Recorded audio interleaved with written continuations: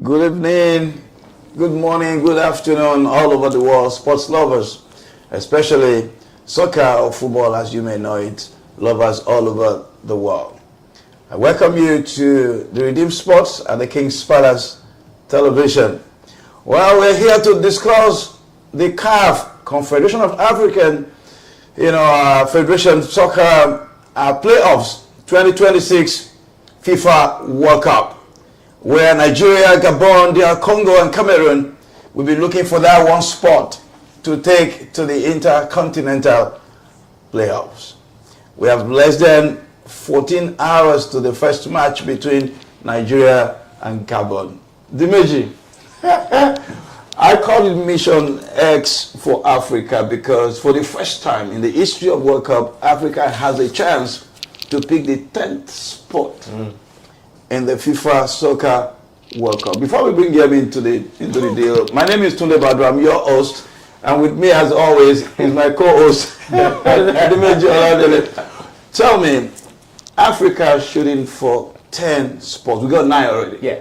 Just one more spot. How does that make Africa feel, in your opinion? First of all, Tony, I want to say it's truly an honor being back here again. It's been a while since we had it. Absolutely. It's been a while. I think we did the AFCON, we did the World Cup as well. And so it's really, truly nice seeing you here again today. You're right. Just fighting for the 10th spot. Africa as a continent, we have truly... we've truly grown, right? We've truly grown. We've seen the development, especially some countries. I wouldn't say all countries. Some countries in the continent of Africa have really invested in their grassroots sports, especially with soccer or football, as some people may call it. And you can see the dividends that's coming out now. So it's exciting. It's exciting having four countries fighting for that one golden spot. I think it's really going to be tomorrow and the next series of matches. Absolutely. We got our friend in the house. Yami's there. Well, Yami used to be the super fan of the Super Eagles of Nigeria, but I don't think that's the case right now. Yami, welcome to the show. Well, your favorite team, the Super Eagles of Nigeria, snaked into the playoffs. They were almost out. Even with Osimhen's hat-trick, on that final day against Benin Republic, they were still not in until Franco Eka hitting, that volley in the last minute of the match. Yes. Well, first of all, are you still Super Eagles fan, or have you changed your mind? Let's begin. Let's begin from there. I will always be a Super Eagles fan. But first, I say thank you very much for having me. Of course. This is always fun, and I always enjoy my time every time I come here.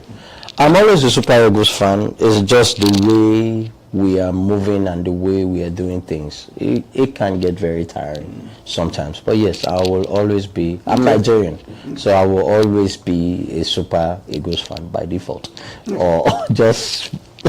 Yeah, I'm always a fan. Wonderful. All right, so I think the starting point for me is, some of the lessons we can pick maybe from, a team that's been reading off, just came in at the very last minute, the very last game. As a matter of fact, Burkina Faso was in up until that final goal that Frank Onyeka scored.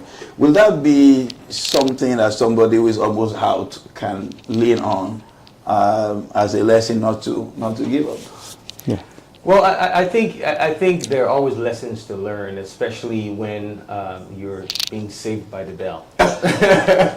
and that's what quite a number of teams here have been saved by the bell, including Nigeria. And we're hoping that they capitalize on that grace and pull through to qualify. But there are always lessons, when you're given a second chance in life. When you're given an opportunity to right the wrong, to correct the wrong, or even to improve. Not everybody has that opportunity. Absolutely. Or given that opportunity. Absolutely. So I think, yes, there are lessons to be learned, both administratively, technically, and just all around. That's why we love the game of soccer or football. There's always, it's not only one thing that makes, it's not the goal that actually makes you qualify. It's everything also around it, and which we're going to get into in terms of the Super Eagles and the saga saga that's happening in camp. So it's not just the goal, but the things around can also impact the goal. So when you have a second opportunity, a second chance in life, especially with sports, there are lessons to be learned. Absolutely. Well, Gabon scored a whooping, 25 goals, I believe, in the qualifier. They just missed narrowly with that loss to Cote d'Ivoire. Otherwise, they'll have taken the #1 spot. You cannot underrate this team called Gabon. Of the four, they are the fourth rated. That's why Nigeria, the top rated, is playing. Then what will it say about the game between Super Eagles and Gabon? Will Super Eagles fly again, or will Gabon cut their wings? I am hoping we fly again. But one thing is, let's look at Gabon. I don't know where the wings are. They've been clipped somewhere, but this way you can always grow the wings. Gabon is a very, very interesting country and a very, very interesting team. They've scored 22 goals. Okay. 15 of the 22 goals were scored by players. Two players. Two players, yeah. Aubameyang and Obwanga. Obwanga is lighting up this our present league here. MLS. He's killing, assisting. He can really play. Aubameyang is Aubameyang. He will always bag goals. That's why he's called the Bagman. That's his nickname, the Bagman. So like this, it depends on what we're looking. Gabon has a weird team. They're a bunch of very, very old players. Yeah. It's like their age, is about 33, 32, 33. They have a defender that is 35 that is playing in the third division. 36, I think. Yeah, Aubameyang is 36. If we don't come in there correct and try to stifle any service going into those two guys, we'll be in trouble. So it will be a very, very good match in where we have to match them strength for strength, skill for skill in midfield, be able to silence the attacking threat up front, and then we need to score. We'll be playing against some young players and some extremely very, very old players. If we can capitalize, we should win. All right, so Yemi has spoken about the strength of Gabon, but we got a guy in the Super Eagles team called Victor Osimhen. Literally carried them in that last match, scoring the hat-trick that gave this hope that they have. Can he do it again? Today, I think he can do it again. I think he's got the experience, he's got the expertise. He's beloved in Turkey. He knows what he's doing. Save for the saga that has been happening lately, and the Super Eagles camp, he knows what he's doing. He's been there, done that. He's when he was younger, he played in the world. He's got the experience. I think the pressure, like Yemi said, is on the Super Eagles, and it's on him and William Trust to really carry the team across the finish line. But before we go into the technical part of it, Tony, I want you to talk to us about the Intercontinental playoffs. Some people don't understand what's going on when you have these 4 teams vying for this final spot. Can you shed light into what this is about?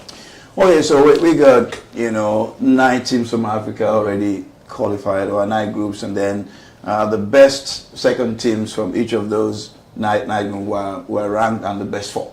Have been selected. This best 4 is Super Eagles Nigeria, Gabonese team, DR Congo, and Cameroon.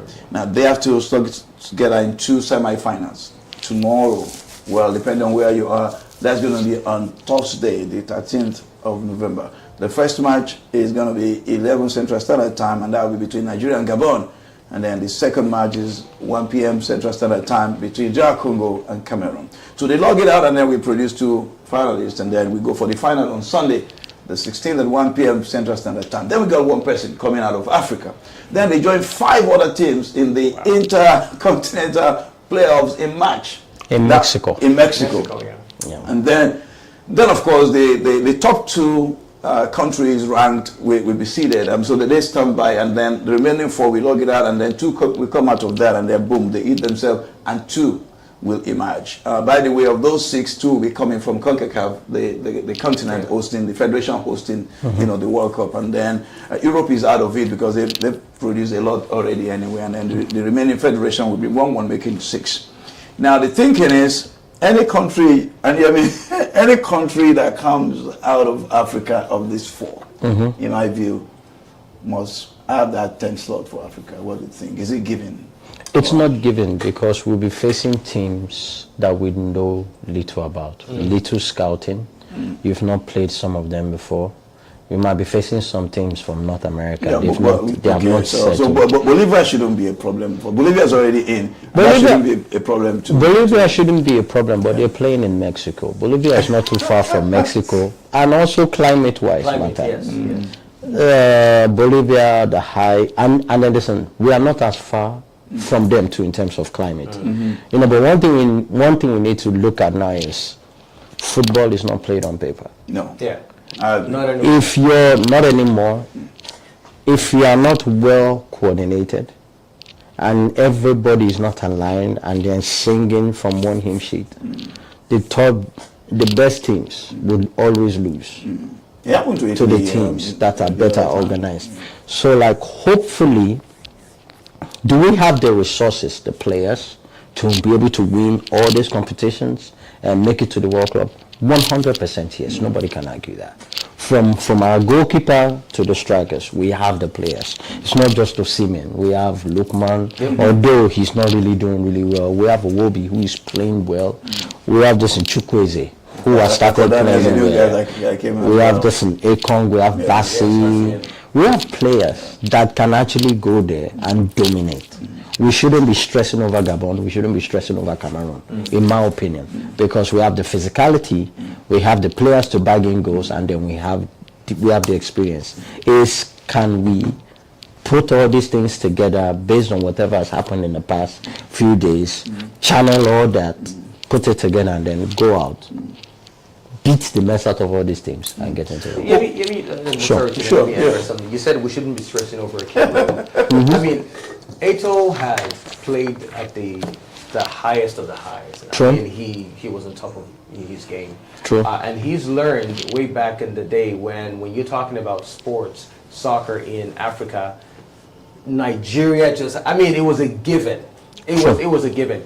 And these guys have taken the knowledge of what they've gotten from their club sides, national team, and they've taken it back to their countries, right? Sure. And they have improved the grassroots development of the game in their countries, which is why I started by saying soccer now is not anymore by name. It's inclusive of everything. But it's interesting. I was talking about Eto'o in terms of administration of those 4 countries. And Nigeria Federation and Cameroon Federation are in shambles. I mean, it is so terrible. But now that you brought Cameroon into the conversation, let's talk a little bit about Cameroon, DR Congo. Okay. In my view, I think that's not a given. That's going to be very tough. If you underrate DR Congo, then you must make a big mistake. What do you think? DR Congo is a very, very good team. They're well organized, and the units that have been playing for a very long time. A chunk of those guys played like under 17, under 21. So like you have that continuity into the senior team. They don't have that much big names, but they play as one unit. The last AFCON, I think they got to the semifinals, or probably the quarterfinals or semifinals, and they played some quarterfinals, and they played some very, very good football. So listen, Congo, but I do expect Cameroon to beat Congo, simply because of they have more experience, they have more firepower. Our most difficult match, in my opinion, hopefully we beat Gabon. Till we get to the World Cup will be the match against Cameroon, if we face Cameroon. That match, I don't know. Cameroon can be playing terribly. But when it's against Nigeria, there's a hidden lion that rises in them. It's always a dogfight. We never play football. It's a lot of cards, a lot of kicking, and so you get ready because we got many Cameroonian friends. I mean, I know one of your best. Is a Cameroonian. And she's married to a Nigerian. Very, very interesting. Very interesting. Do you want a Nigeria-Cameroon final for the playoffs, or would you rather avoid Cameroon? I want Nigeria-Cameroon finals for the playoffs, and I'll tell you why. The reason I want that matchup is because the World Cup is supposed to be interesting. Mm-hmm. Yeah. We don't want a team that just got there by sheer luck. It's supposed to be an interesting game. Way back in the days when the Italian 90 and way back in the day when they had soccer games. I mean, they were the big guys that played. Not it was competitive. It was always a dogfight. You wanted to watch the game. But now, if a country qualifies, and is not good enough, it's not interesting. It takes away from. So I want to see that matchup where it's dog. I mean, I want to see yellow cards. I want to see cards. And that's the truth, because then it's worth it, right? It's true, but like, if you ask me, I don't want to see Cameroon because I have been scarred. It's Cameroon. Yeah. No matter where we play them, it's always, you don't know what Nigeria will show up, and sometimes they've been proven to be mentally tougher than us. Mm-hmm. In some of games, they kick the mess out of us, and then we will get frustrated. We want to retaliate, and then we'll forget that we're playing soccer with them. Mm-hmm. And they'll probably nick 1 or 2 goals, and they're gone. Mm-hmm. They've always had a one-up on us on those major skills. Mm-hmm. I don't want to face Cameroon, because when we face Cameroon, like I said, sometimes we forget that we're playing soccer. Okay, before I'd rather face Congo. I'd rather face Congo. Get to the World Cup and then it's not interesting. It is interesting. Cameroon not being in the World Cup does not mean that the World Cup is interesting. Is Cameroon an interesting soccer game to watch? Then why are you scared of Cameroon? No, it's not. I am scared of Cameroon because they are next door neighbors. Oh my God. We eat the same chin-chin. We eat the same food. The fact is to beat us. Seriously, when it's Nigeria, Cameroon, Nigeria, and Ghana, that's like World Cup in Africa. I'd rather face South Africa again than face Cameroon. They're going to beat your Nigerian team. No, we almost beat them the last time. Almost don't count though. But okay, guys, as we begin to bring the show to a close, let's stay with the 2 matches tomorrow. Okay. Nigeria, Gabon. I mean, I think Meji was talking about all the the boycott of training with Swahili's camp, and they came back and did the final training and all of that. Now they are ready to play that match. How much of impact with all these setbacks administratively and issues of the field have on that match? I mean, it's tough to say. My hope is I hope this will rally the team the same together and bring a sense of unity to a point where they can look at this series, they can look at everything that happened in the past few days and say, you know what, all this happened. It has brought negative memories, PR, press, everything. No, but we can channel all these things together and act this like fuel, so that when we go face Gabon and whoever we face, if we qualify, it's another fuel for us to win and then qualify. If they qualify, it now puts pressure on the government to now say yes, to do the right thing.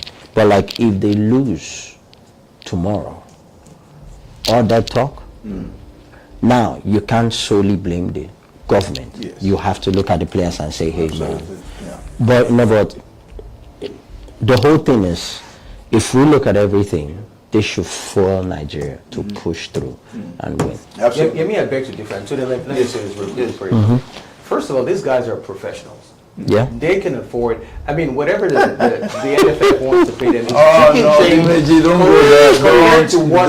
go there. It was a fight. No, but today I understand. This guy they fly themselves to the country. The government, they've done this thing forever. People have died. The whole case. Why hold us handicapped? Why hold us handicapped? Okay, so can I? Okay, who is holding us handicap? Is it the players or the this? If you play, first of all, let me make this clear. Put the camera on me. Put the camera on me. Let me make this clear. I support the Super Eagles, and I think they're doing the right thing by boycotting. No, I strongly agree with that. But look at this. You're holding the country hostage. Because now you had an opportunity to really go neck and neck and to practice and to gel, because you're all coming from different places, different clubs, and then you lose that opportunity. You're practicing one day before. Who does that? Gone are the days where they had national pride. If you can fly yourself to camp, I'll have you by the guys back in the studio. I'll have you back in the studio. When Nigeria makes it to the final. I need to say something to that. Let me say something to that. If we don't eat jollof please. If we don't eat jollof rice, let's talk about jollof rice. Hold on. Come on. You guys are professionals. Where's my camera? Is that my camera? Okay. So now this is the deal. I am always pro coach and pro players. Okay. In this place, I can't fault the players. Yeah. You mentioned some of these guys, they make millions. Some of them don't. Omar Bali plays in South Africa. Do you think he makes as much money as Osimhen? No. Definitely not. No. There are some of these players that actually do need the money. Some of these players have not been paid since 2021. Okay, so don't let us add to the public. Don't let us add to the public. And you are flying yourself. We won't be showed us where this is they were staying. I don't know if that is real. I thought you from past. If that is real, That's real. But sir, you won't live in that hotel, and even if it's missions and you're not going to be there. So please, let the NFA do what they need to do. I think I agree with the two of you for different reasons. But we'll come back to talk about administration. Yes, sir. Hopefully your Nigeria Super Eagles will make it to the final. But let's talk about Cameroon a little bit. They went through some very difficult political situation recently with the elections and all of that. And people went on the street, many people died, etc. What will they win for Cameroon to the country? So let me say this. Sports, especially in Africa, is what unites each country. Especially the thriving countries that actually do well in sport. Nigeria, Ghana, South Africa, Cameroon. But I can speak specifically for Nigeria and Cameroon. I mean, sports, soccer particularly, is the glue that holds the country together. So I think if they're able to do well, it'll be a temporary relief for the country. It'll be a temporary distraction for the country. And it's always been that way, especially, for example, in Nigeria. Like, we win something, we're all excited, takes to the street, there's a national holiday, and then we go back to the same old thing.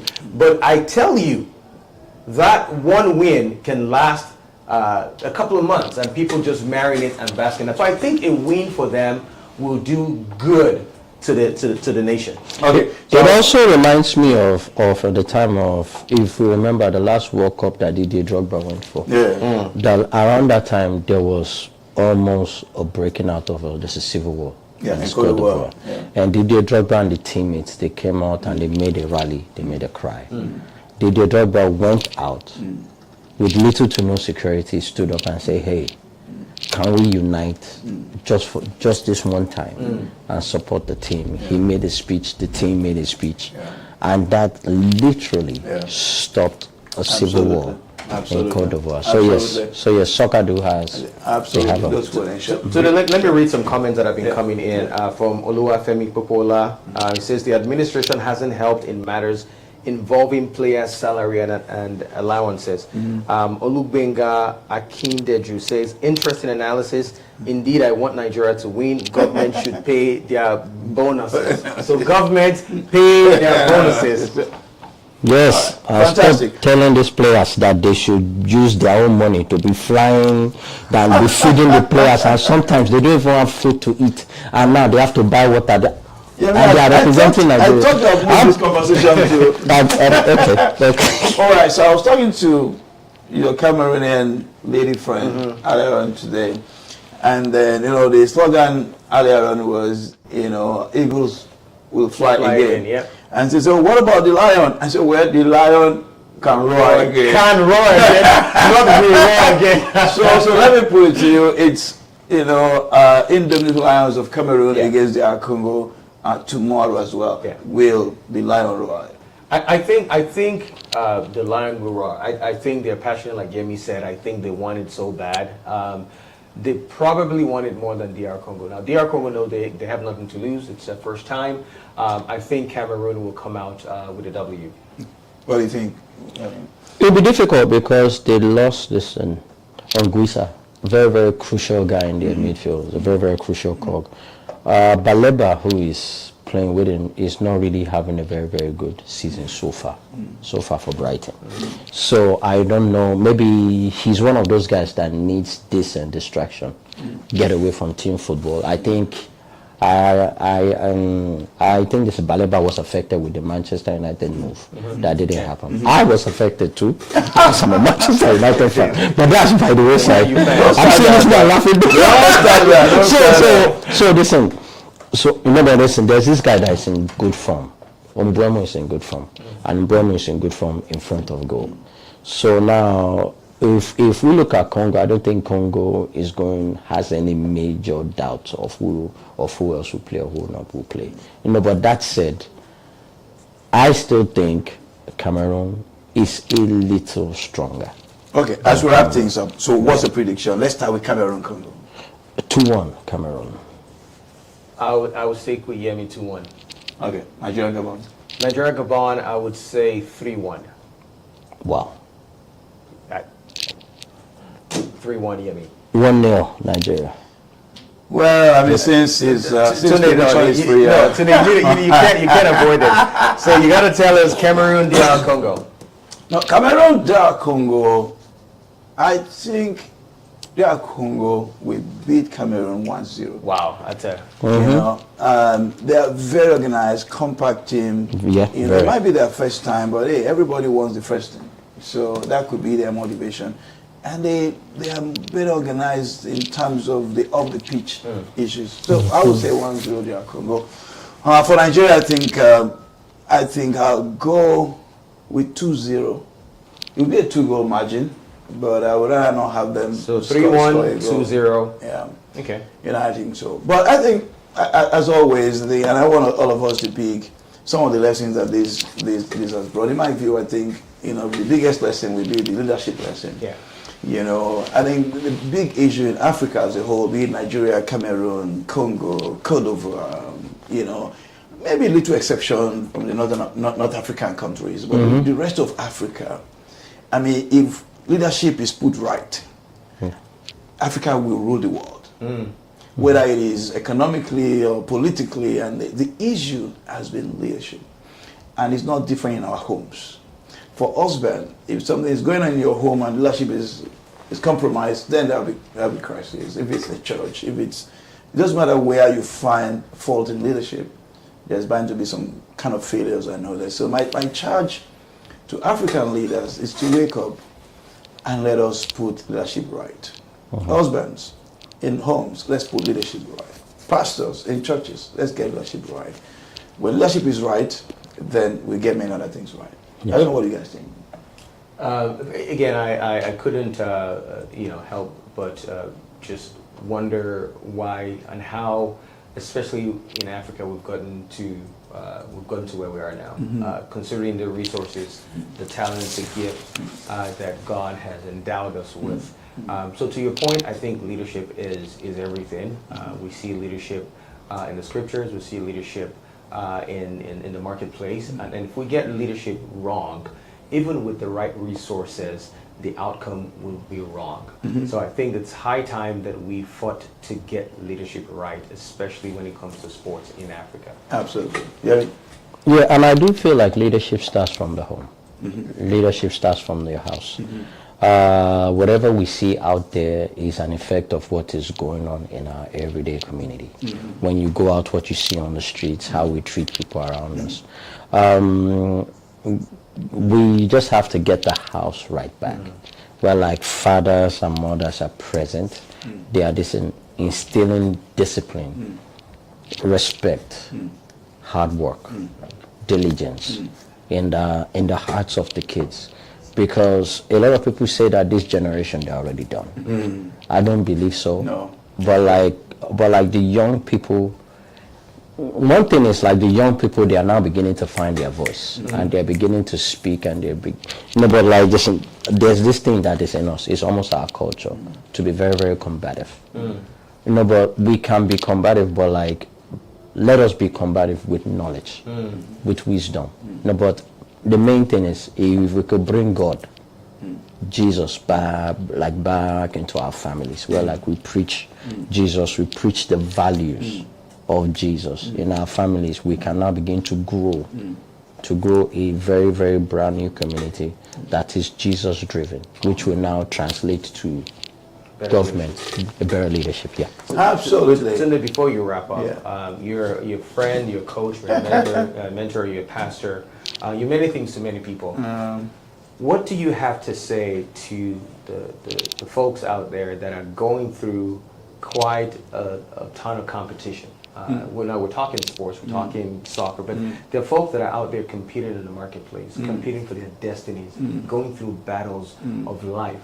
Some by maybe wrong choices, and others due to no fault of theirs. The world is so competitive. What advice do you have to the folks watching now that are going through a very, very, very tumultuous situation in life, which almost seems like competing for the prize, like the Super Eagles or the Indomie? The strongest thing for me is never to give up. I mean, many people, many analysts, many sports analysts, experienced ones said before the last game of the Super Eagles, they forget it. As a matter of fact, when I saw Yamin Mohamed, I'm very surprised.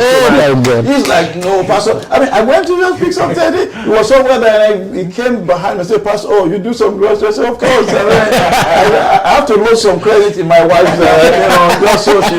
But don't let me say, don't let me the plantain story. Exactly. So I mean, we started talking about this. Oh no.